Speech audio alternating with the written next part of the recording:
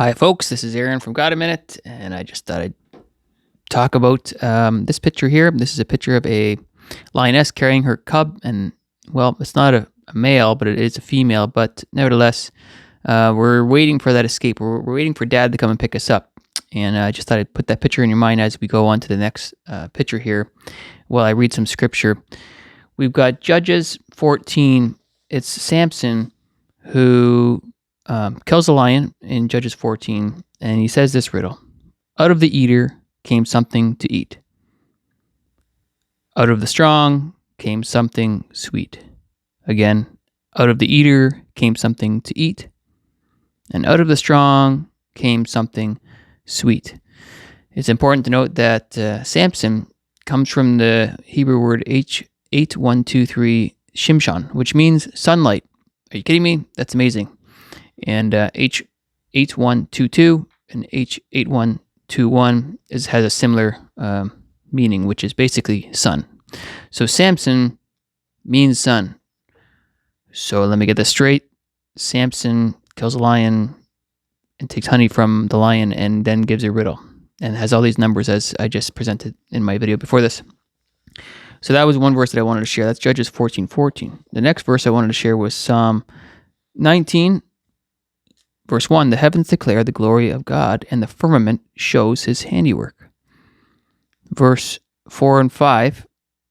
In them he has set a tabernacle for the sun, spelled S-U-N, which is like a bridegroom coming out of his chamber.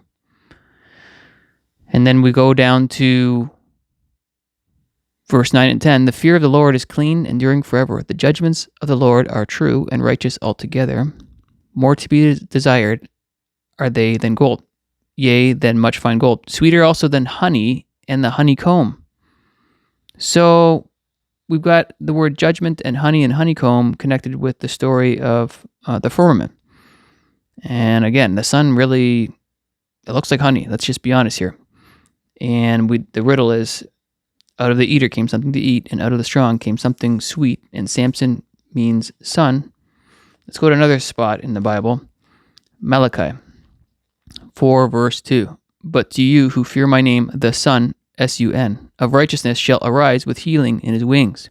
And you shall go out and grow fat like stall-fed calves. And you shall trample the wicked, for they shall be ashes under the soles of your feet.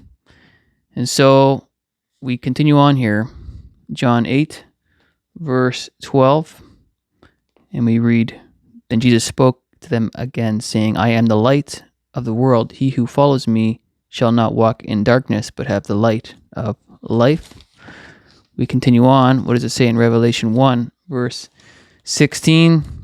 He had in his right hand 7 stars, and out of his mouth went a sharp two-edged sword, and his countenance was like the sun, shining in its strength.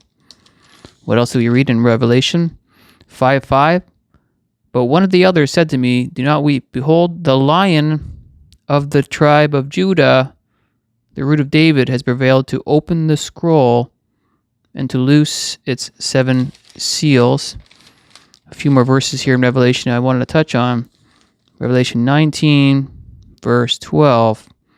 Now I saw heaven opened, and behold, a white horse, and he who sat on him was called Faithful and True, and in righteousness he judges and makes war.